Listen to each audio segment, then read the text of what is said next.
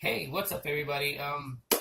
So I just got done watching Death Note, the Netflix version of Death Note, and there's a lot of people that was upset, and I can tell you right now, the people that were upset were people who either read the stories, from the manga books, and actually know the story from beginning to end, or those people who watch the animated series. I know those people were greatly affected when they started reading press releases and leaked info about Death Note, a Netflix original movie that where they basically took that story because they were inspired by it and wanted to tell that story. So they created this movie, and I said they created this movie because it absolutely doesn't touch a lot on the original story, which I am going to compare the differences in this movie review. So, for those people who have never heard of Death Note, I kind of applaud Netflix for doing this, which a lot of diehard fans will probably disagree with me on, but I'm looking at it from a different aspect. I'm more in the sense of like they told this story as a refresher. So people who have never heard of Death Note and saw this movie and thought it's pretty interesting and go online and they hear the diehard fans talking about how it's a massacre of the entire story, it's going to pique their interest in wanting to actually know what the original story and how it was told. And then to be able to see the differences in what Netflix put out, which a lot of people are, a lot of fans, I don't want to say a lot of people, because those people that have never heard of Death Note will not know the difference right now. But a lot of the fans were kind of upset about. So, yes, Death Note, this is not a series, an idea that Netflix came up with. This was based on a story that was released as mangas and also as an anime series. I've owned all 12 books, including the 13th book, which really didn't. The 13th book really wasn't a story. It just recapped all the critical moments throughout the entire story, but also had an envelope that was sealed inside of it that revealed L's real name. So that was one of the cool things about the 13th book, is that if you wanted to know L's name because you were that curious, tear it open, pull out the card, you got his name. Of course, I kept mine sealed because through the power of the internet, somebody was going to open that envelope, and we all got to know what L's name is. So for those people that had the 13th book and went online to see what L's real name is, they got to keep their sealed. So, which is probably the best part. So, but yeah, if you watch the animated series, it follows the manga books pretty much through detail. The live action Japanese movie kind of followed it, but as the Japanese tend to do, rather than making a bunch of sequels, they kind of mashed characters together to make the movie in two films, which also kind of annoyed people who were fans of it because certain characters were spliced together, which we don't like that. But still, it still tends to tell the story as it was. Light Yagami remained as he was in the live action movie compared to the anime and the manga. So that was something that we could appreciate from the live action Japanese flick. But with this Netflix version, they did a lot of things differently, and I read articles about this before it's released tonight, and I have to say that I'm glad that they made it as a refresher to show people who've never heard of Death Note that this is Death Note, and pique their interest in wanting to know why the fans are combative against it, and look into the original story and see what the original story is, because the original story tells it a lot better than what they came up with. And what I mean is that for all the diehard fans that know and probably saw this movie just out of interest, will know that the character of Light Yagami was not a scaredy cat. In the Netflix version, Light Turner, which is what they changed his name to, lives in Seattle with his father, and his mother died. This guy killed his mom and got away with it. He was acquitted of charges. Which tells me that what they did was they took Misa Amane's backstory and gave that backstory to Light in this movie. Because in the original series, Misa Amane's family was murdered when she was a high school student. She saw the killer's face, but when she testified in court, her testimony alone was not enough to convict the guy, so he wound up walking away. But the reason why Misa Amane worships Kira is because she prayed that someone would take out justice on the guy that killed her family, and it just turns out one day that Kira happens to kill the guy. So because he killed the guy, she swears allegiance to Kira and swears that if she ever met him, that she would fall in love with him because, he did something that her heart truly desired. Well, in the Netflix version, Misa's backstory is given to Light, so that's kind of strange. Also, a complaint that I have is that Light was scared of Ryuk, which in the original, Light did get a little shocked when he first met Ryuk for the first time, but he wasn't terrified of Ryuk at all whatsoever. In this film, the Netflix version, he's terrified of Ryuk every step of the way. He's never comfortable around Ryuk, which I thought was funny that they made his character that way. At least Ryuk's character remained untouched. He is dark, weird looking with the spiky hair and all that stuff. He eats apples. He loves apples. He never stated why he loves apples in this movie, in the Netflix movie, but he has in the original one. But in this one, they decided not to make the apple an essential character as part of Ryuk, which I thought was weird. But yeah, Light was terrified of him every step of the way. Every step of the way. So that just feels like a total kill for the character. Now, the name Kira, they kind of did the same thing because in Japan, Kira means killer. So they kind of went with that. Also bringing in that, Kira in Russian means light and all this other stuff, which is so totally weird that they even went that route. Okay? Now, from the fan base, a lot of fans were upset in the fact that L's character was played by an African-American actor. That really didn't bother me at all whatsoever.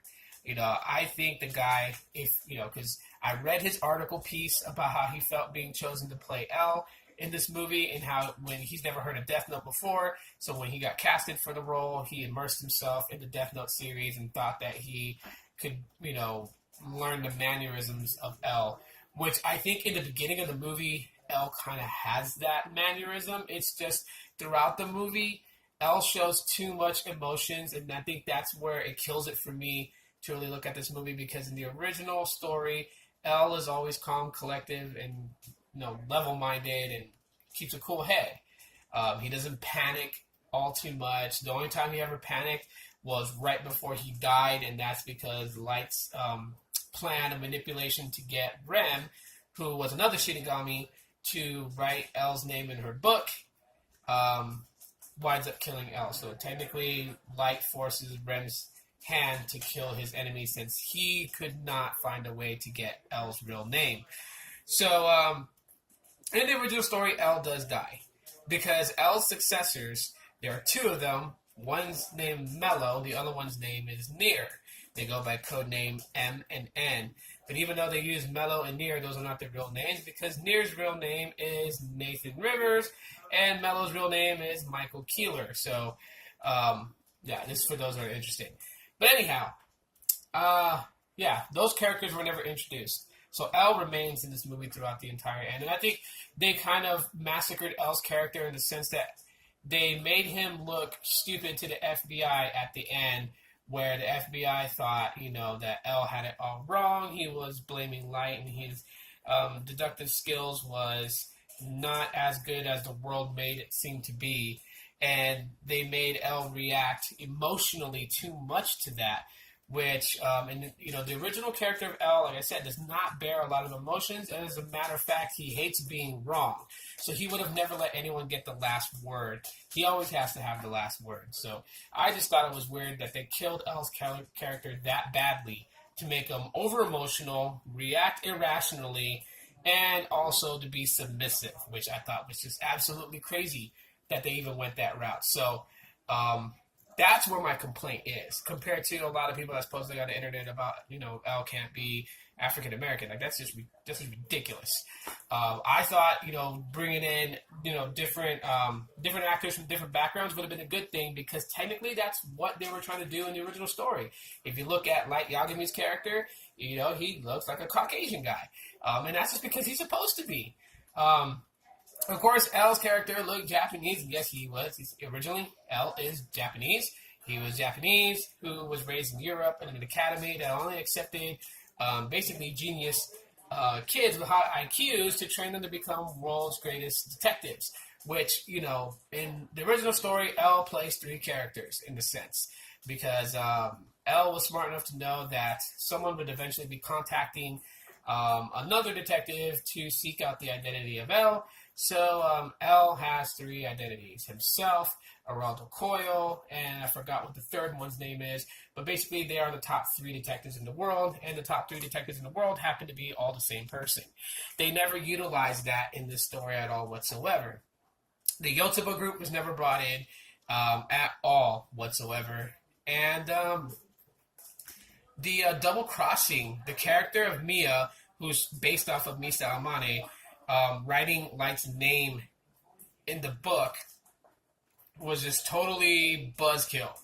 And the reason why I say that is because the original Death Note has rules. But one rule that's not written in the Death Note for you to understand is that if you are an owner of the Death Note, you're protected by its power. So, her writing Light's name in the book wouldn't have killed Light at all. It was just too much in that sense. And then also in the original story, Light is not betrayed by Misa. His name does get written in the Death Note, and he does die because of the Death Note. But it was actually Ryuk's Death Note that wrote Light's name in it, because that was what the wager was.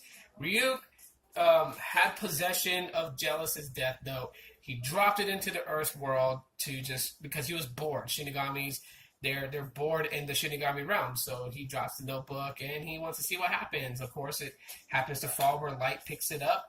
Light has this idea that he's going to punish the world's criminals using this book that has, the magic ability that if you write someone's name while thinking of their face, you will kill them in the mannerism of what you wrote in the Death Note. However, one big key thing to the Death Note that they left out was that if you didn't write specifications of the person's death, they would simply die of a heart attack.